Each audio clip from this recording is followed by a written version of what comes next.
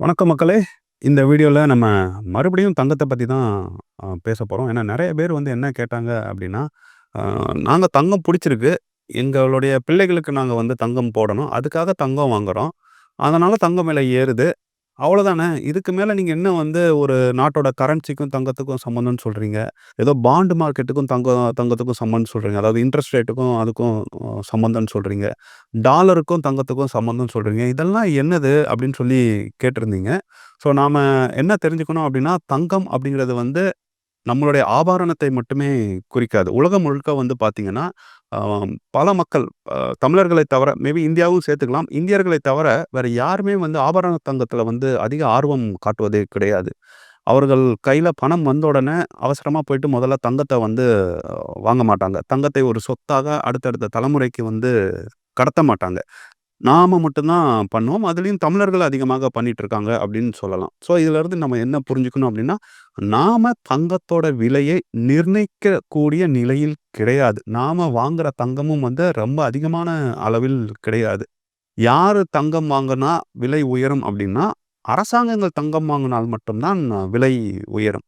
தற்போதைய நிலையில வந்து பல நாட்டு அரசாங்கங்களும் வந்து தங்கத்தை வாங்கிட்டு இருக்காங்க. அதுக்கான காரணத்தையும் நம்ம இந்த வீடியோல வந்து பார்க்க போறோம். ஸோ ஃபர்ஸ்ட் பாயிண்ட் நீங்க புரிஞ்சுக்கோங்க. நாம வாங்குவதால் தங்கத்தோட விலை வந்து உயரல. நம்ம வந்து இப்போ தக்காளி அதிகமா வாங்கணும்னா, தக்காளியோட ரேட் வந்து அதிகமா உயரும். அதேமாரி தக்காளியோட சப்ளை அதிகமா வந்துருச்சுன்னா, அதோட ரேட் ரொம்ப கம்மியா குறையும். இத அப்படியே நம்ம வந்து தங்கத்துக்கு வந்து பொருத்தி பார்க்க அ முடியாது. ஏன்னா தங்கம் வந்து அப்படிங்கிறது கிட்டத்தட்ட ஒரு கரன்சி மாரி தான். இந்தியா ரூபாய் நோட்டு மாரின்னு நம்ம புரிஞ்சுக்கலாம். எப்பலாம் இந்தியா ரூபா நோட்டோட வேல்யூ கம்மியாகுதோ, மதிப்பு குறையுதோ, அப்போ வந்து தங்கத்தோட விலை வந்து உயரும். அப்படிங்கிறது ஜஸ்ட் பேசிக் ஸ்டேட்மெண்ட். அதுதான் இந்தியாவுல வந்து அதிகமாக நடந்துட்டு வருது. ஏன்னா 2011லேருந்து 2015 வரைக்கும் பார்த்தீங்கன்னா, உலக உலக அளவுல தங்கம் வந்து கிட்டத்தட்ட 40% வந்து இறங்கிச்சு. தங்கத்த வந்து யுஎஸ் டாலரோட தான் சொல்லுவாங்க. அது எவ்வளோங்கிறத யுஎஸ் டாலர் டினாமினேஷன்ல தான் சொல்லுவாங்க. ஸோ யுஎஸ் டாலர் டினாமினேஷன்ல வந்து பார்த்தீங்கன்னா, 40% தங்கம் வந்து இறங்குச்சு. இது உங்களால நம்ப முடியாம இருக்கலாம். என்னடா இவரு பொய் சொல்றாரு அப்படின்னு சொல்லலாம். நீங்க போய் ChatGPTல கேட்கலாம். வேற ஏதாவது ஏஐல கேட்கலாம். சர்ச் பண்ணி பாருங்க. இறங்கிச்சு. ஆனா அந்த பாதிப்பு வந்து நமக்கு தெரியாததுக்கு காரணம், நம்மளுடைய கரன்சியும் மதிப்பு குறைந்தது. ஸோ இந்த எக்ஸ்ப்ளனேஷன்லேருந்து நீங்க என்ன புரிஞ்சுக்கலாம்னா, நம்மளுடைய ரூபா மதிப்பு குறையும்போது தங்கத்தோட விலை உயரும் அப்படிங்கிறத புரிஞ்சுக்கோங்க. சரி நம்மளுடைய ரூபாய் மதிப்பு எப்ப குறையும் அப்படிங்கிறது ஒரு கேள்வி இருக்குல்ல. நம்மளுடைய அரசாங்கத்தோட கடன்கள் வந்து அதிகமாகும்போது, அரசாங்கம் தன்னுடைய வருவாயில் அதிக அளவு கடனுக்காகவே செலவு செய்யும்போது, நம்மளுடைய பொருளாதாரம் சுணக்கம் ஏற்படும்போது, இப்படியான காலகட்டங்கள்ல நம்மளுடைய பண மதிப்பு வந்து குறையும். இன்னொரு எளிமையாக சொல்லணும் அப்படின்னா, நாம இம்போர்ட், எக்ஸ்போர்ட் பண்ணும்போது அதிக அளவுல வாங்குறோம். குறைந்த அளவுல ஏற்றுமதி செய்றோம் அப்படிங்கும்போது, நம்மளுடைய கரன்சியோட வேல்யூ கம்மியாகும். ஏன்னா, நாம வந்து இறக்குமதி செய்வதற்கு அதிகமாக அ இன்னொரு நாட்டு கரன்சியை வந்து நம்ம வாங்கணும் அப்படிங்கும்போது, நம்ம நம்ம ரூபாயை அதிக அளவுல குடுத்து வாங்குறோம் அப்படிங்கும்போது, ஆட்டோமேட்டிக்கா நம்ம ரூபாயோட மதிப்பு வந்து அ குறைந்து போயிடும். நம்ம நம்ம நம்ம நாட்டுல இருந்து பணம் வெளிய போது.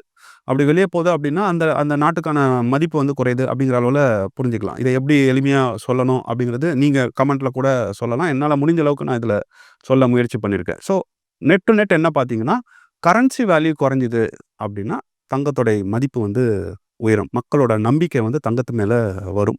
அதனால தான் பல ஃபினான்ஷியல் அட்வைசர்ஸ் வந்து என்ன சொல்லுவாங்க அப்படின்னா, உங்களுக்கு பங்குச்சந்தை பத்தி தெரியலையா? மியூச்சுவல் ஃபண்ட்ஸ் பத்தி தெரியலையா?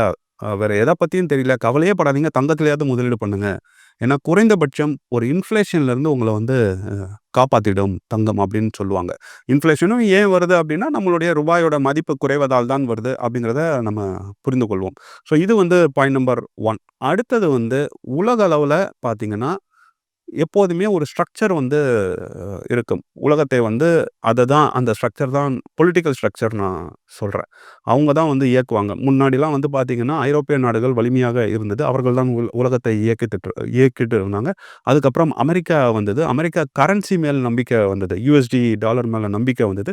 ஸோ உலகம் முழுக்க இருக்கிற அரசாங்கங்கள் வந்து அந்த சிஸ்டத்தை ஏற்றுக்கொண்டார்கள்.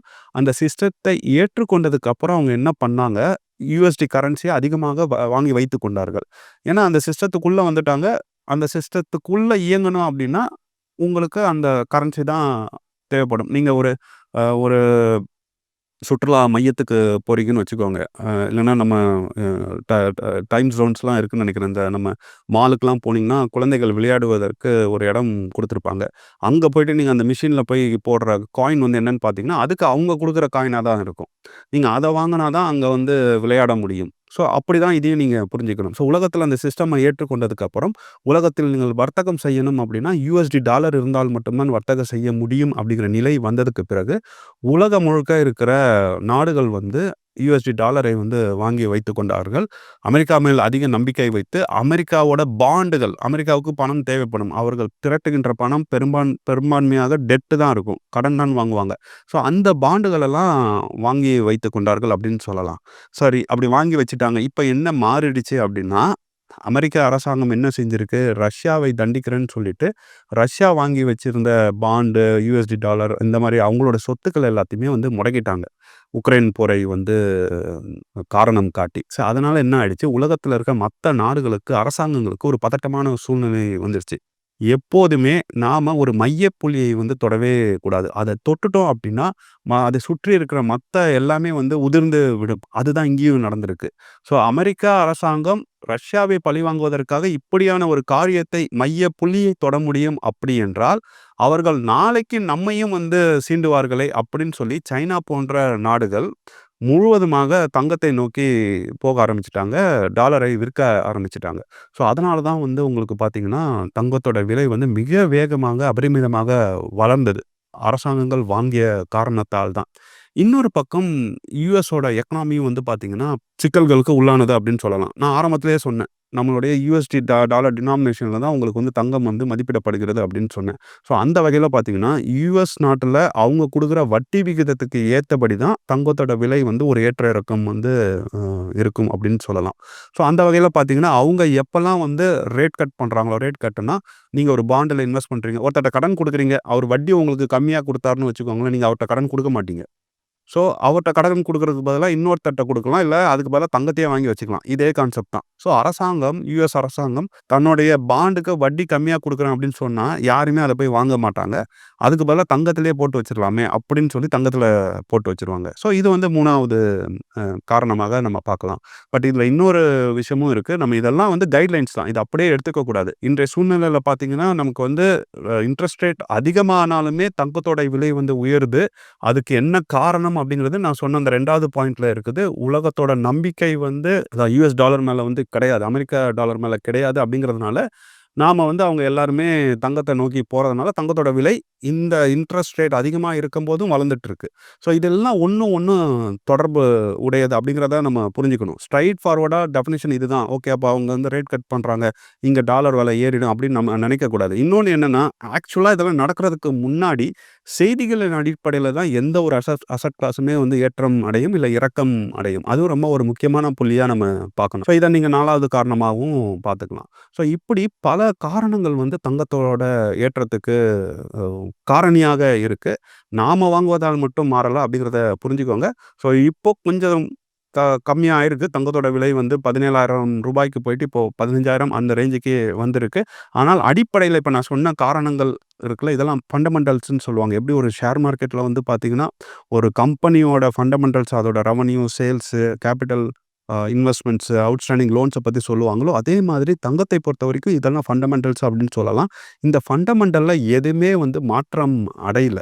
ஆனா, அங்க வந்து ஒரு புதுசாக ஒரு ஆலோசகரை வந்து நியமிச்சதால, அமெரிக்கால ஒரு ஒரு பதவிக்கு வந்திருக்காரு. அவர் வந்த உடனே அவர் ரேட் கட்ட இன்கிரீஸ் பண்ணுவார் அப்படிங்கிற ஒரு எதிர்பார்ப்புல நமக்கு வந்து தங்கத்தோட விலை குறைஞ்சிருக்குன்னு சொல்லலாம். இது ஒரு குறுகிய கால குறைபாடு தான். இப்ப உங்களுக்கு பங்குச் சந்தைகள பற்றி பெரிதாக தெரியவில்லை. வேற எந்த இன்வெஸ்ட்மென்ட்ட பத்தி தெரியல அப்படின்னா, நீங்க தாராளமா தங்கத்துல முதலீடு பண்ணலாம். ஆனால் மொத்தமாக பண்ணாதீங்க. இத தான் நம்ம வீடியோ ஆஃப்டர் வீடியோ சொல்லிட்டே இருக்கிறோம். கொஞ்சம் கொஞ்சமா முதலீடு பண்ணுங்க. முடிந்தால் மாதந்தோறும் முதலீடு பண்ணுங்க. உங்களுக்கு எவ்வளவு தங்கம் வேணும்னு நீங்க பாருங்க. அதோட ஒரு முக்கியமான கோரிக்கை, மத்த இன்வெஸ்ட்மெண்ட்ஸையும் கற்றுக்கொள்ள பாருங்க. ஏன்னா மத்த இன்வெஸ்ட்மெண்ட்ஸ் தான் பணத்தை உருவாக்கும். உங்களுடைய தங்கம் நம்மளுடைய தங்கம் வந்து அந்த பணத்தை பாதுகாக்க மட்டும் தான் செய்யும். இந்த அடிப்படை வித்தியாசத்தை புரிந்து கொண்டு தங்கத்தை வாங்குவோம், வளர்வோம், பயணிப்போம். நன்றி. மேலும் ஈடி தமிழ் சேனல்ல வரப்போகும் பிசினஸ் மற்றும் அது ரிலேட்டடான வீடியோவை பார்க்க உடனே கீழே இருக்க சப்ஸ்கிரைப் பட்டனை கிளிக் பண்ணுங்க.